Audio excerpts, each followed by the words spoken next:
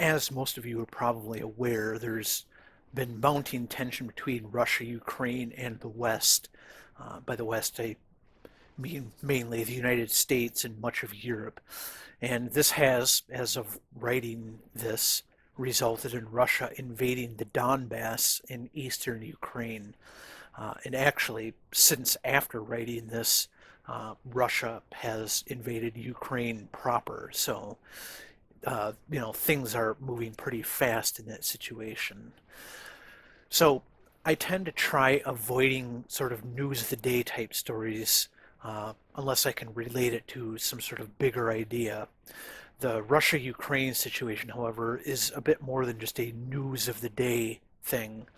There is the obvious fact that it could result in anything between a new Cold War between Russia and the West and anything all the way up to a nuclear exchange. Such a situation ranks a bit higher than Trump's ongoing legal trouble or Joe Biden's most recent senior moment. As with pretty much everything in Europe, the history of Ukraine is long and complex. Most of it was part of the Russian Empire between the 17th century and up until the Treaty of Brest-Litovsk during World War I. After the war, Ukraine declared itself an independent republic, but it found itself fraught with a lot of war against its neighbors, uh, places like Poland and the Soviet Union and things like that. It experienced a lot of political strife, and finally in 1921 it was turned into a Soviet puppet state. Ukraine suffered horribly under Stalin, for instance, experiencing a massive famine known as the Holodomor. I think that's how you pronounce it. And then suffered still more during the Nazi occupation, only to once again become a Soviet puppet state after the Red Army retook Ukraine during offensives in 1943 and 1944. There it would stay until the collapse of the Soviet Union in 1991, when Ukraine became an independent republic. Of course, it wasn't all sunshine and roses for Ukraine after that. It had a struggling economy and constant Russian meddling. Then in 2013 and 2014, there were protests and riots that broke out in Ukraine, which resulted in Russia occupying Crimea and pro-Russian forces, along with Russian help, occupying eastern Ukraine. Since the collapse of the Soviet Union, despite promises to the contrary, NATO has expanded eastward toward Russia's western border. Vladimir Putin, who took office in 2000, has decried this NATO expansion and the weapons that have been going into countries that are very close to Russia. So now opinions abound on what Russia, Ukraine, and the West ought to do about this new crisis, this new situation that we find ourselves in.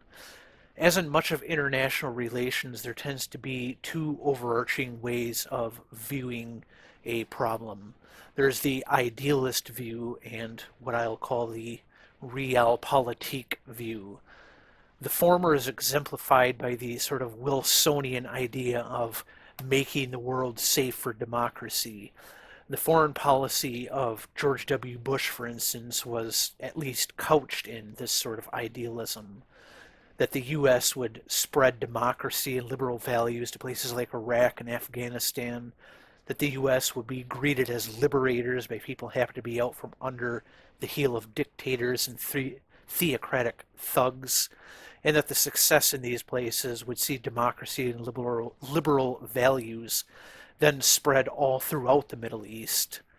Never mind the U.S. staying cozy with authoritarians like the Saudis, which, that kind of policy is more realpolitik. And so realpolitik is, on the other hand, what people mean when they talk about a country's interests. This can be anything from, protecting trade or extraction, if the case may be, of tangible goods from other countries, such as oil and other minerals and things like that, to national security, such as protecting borders and exercising influence over surrounding nations and coercing rogue nations, and up to ideas of looking strong in front of adversaries by displaying military might and issuing sanctions. In Realpolitik, a country does what needs to be done in order to protect those interests, even if they have to act inconsistently, dishonestly, or in ways that could cause harm. Think of the U.S. backing coups in Latin American countries and in Iran during the Cold War, or the U.S. getting involved in the Vietnam War, or in arming the Afghan Mujahideen during the Soviet-Afghan War. So Realpolitik can be exemplified in the Thucydides quote, "The strong do what they can and the weak suffer what they must." Essentially, in other words, what this means is if you're a great power like the US or Russia or China, you do the kinds of things you would denounce anyone else for doing, yet everyone else has to live with it because what can they really do about it? So with Ukraine, the idealist position would be something like this. Russia shouldn't be allowed to infringe on Ukraine's sovereignty. If Ukraine wants to join NATO, that's their right as a sovereign nation. Being next to Russia doesn't give Russia the right to meddle in Ukrainian policy. It's the people of Ukraine who ought to be in charge of their own destiny. The realpolitik position for Russia would be something like this. Russia has an interest in meddling in Ukraine's policies in order to keep its sphere of influence safe and under control, where sphere of influence is a very realpolitik concept. That's that idea that as a great power, the countries that are sort of around you, bordering you, sort of have to answer to you in a way. And so Russia also has an interest in making itself look powerful for both national security reasons and for reasons of wanting to be among that strong, do what they can crowd. So Putin has been trying to clothe his motivations in idealism, frequently talking about things like historical, cultural, and religious connections that Russia shares with Ukraine, such as their ethno-linguistic history and Kiev being sort of the birthplace of the Russian Eastern Orthodox Church. This isn't uncommon, especially since World War I, which was the war that sort of sullied this kind of Louis XIV, Frederick the Great, Metternich, Bismarckian style of great power politics that was popular in Europe prior to World War One. So countries since then have attempted to couch their motivations in a veil of Wilsonian-esque idealism, even if their true motivations are realpolitik. So in this case, Europe clearly has national security issues in mind, in addition to their sort of idealism on this, because Russia is where they get a significant amount of their gas. Some of the places get the majority of their gas from Russia. And besides that, they're a lot closer to Russia in range of things like medium range and intermediate range ballistic missiles. The United States doesn't have those same kind of issues in this instance.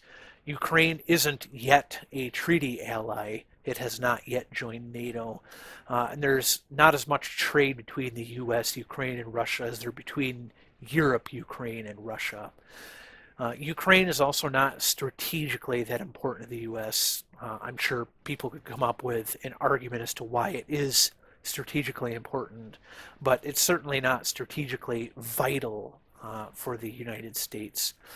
This is why the U.S. has couched much of its rhetoric on this in the idealism of Ukraine being a sovereign nation, that it's wrong for Russia to meddle in their affairs. There is also the argument to be made for the U.S. being involved in the conflict for realpolitik reasons, in the sense that neoconservatives often like to invoke. to display resolve. In other words, to throw the United States wants to throw its weight around and show others, like Russia and China, that they're still militarily powerful and that they're willing to use military power to back up their demands. Should the U.S. make demands for Russia to stay out of Ukraine and then sort of sit by while Russia invades Ukraine, it makes the U.S. appear weak, according to this sort of display resolve realpolitik, and unable to back up what it says. It makes Russia and other nations not take its demands seriously. If the U.S. doesn't militarily defend Ukraine, for instance, then why would China worry about, say, invading Taiwan, which, I actually just saw a story earlier today saying that there were Chinese planes flying in Taiwanese airspace. And so, that's obviously kind of an issue here. So then the question kind of comes down to what people, how much are people willing to spend as far as loss of life and resources, or the popular blood and treasure on this show of strength. And like I said, I wrote this yesterday, so some of this stuff has already kind of come to pass. But what I wrote was that the best case scenario, should the U.S. get military involved, is that Russia would cave to the West's demands, get out of Ukraine, and allow Ukraine the choice to enter NATO. Additionally, this would make the U.S. appear strong. In the worst case scenario, it would obviously be a nuclear exchange between the U.S. and Russia. The risk of massive loss of life would be significantly increased should the U.S. become militarily involved.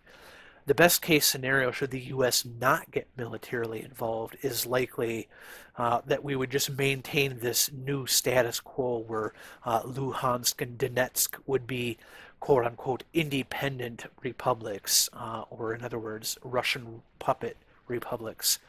The worst case scenario would be that Russia invades Ukraine and turns the entire country into a puppet state, and that they would possibly face anti-Russian insurgencies in Ukraine. In either case, the U.S. would lose face, which other countries such as China might take as carte blanche to do what they want in their own foreign policy. There is, of course, the very important and often overlooked question of what any of these choices by the sort of great powers would mean for Ukraine and the Ukrainian people. Becoming a Russian puppet state would be very undesirable for Ukraine, but so would be getting turned into a war zone, or a worse war zone than it already is. So no matter what happens, Ukraine is the victim. In Realpolitik, as Thucydides said, the weak suffer what they must. So my own view on this, as usual, is non-interventionist. As much as I would like Russia not to invade Ukraine, which, now, since I've written this, is actually happening, so, my wanting it really didn't have any effect on it. But anyway, as much as I would like Russia not to invade Ukraine, as much as I sympathize with the Ukrainians, who are the ones most affected by all this, I don't think the U.S. should get involved in the conflict militarily. I think if the U.S. gets militarily involved, it will have a high likelihood of only making things worse for everyone. That, and after our poor performance in Iraq and Afghanistan, I just don't have any confidence in our politicians and military leaders to prosecute a war very effectively. Regardless of what ends up happening, and what did happen was Russia invaded. So I guess with Russia invading, regardless of what the United States now does, this whole thing seems to me like sort of an alien versus predator situation. Whoever wins, we, meaning the average people, especially the Ukrainians, lose.